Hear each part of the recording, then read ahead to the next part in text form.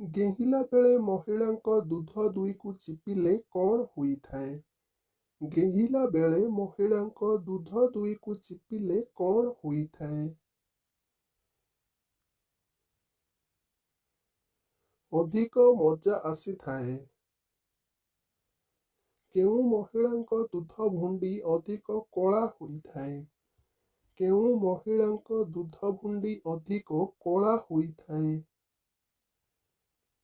ଗର୍ଭବତୀ ମହିଳାଙ୍କ ଦୁଧ ଭୁଣ୍ଡି। ମହିଳାଙ୍କ ବିଆରେ ଆଙ୍ଗୁଠି ପୂରେଇଲେ କ'ଣ ହୋଇଥାଏ? ମହିଳାଙ୍କ ବିଆରେ ଆଙ୍ଗୁଠି ପୂରେଇଲେ କ'ଣ ହୋଇଥାଏ?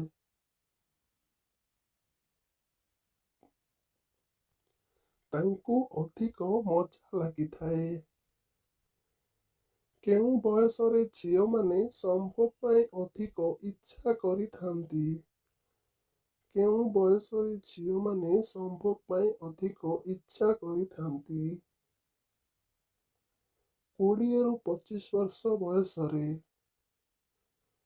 ପ୍ରତ୍ୟେକ ମହିଳା କେବଳ ପୁଅଙ୍କ ସହ କେଉଁ କାମ କରନ୍ତି? ପ୍ରତ୍ୟେକ ମହିଳା କେବଳ ପୁଅଙ୍କ ସହ କେଉଁ କାମ କରନ୍ତି? ବିବାହ କରନ୍ତି।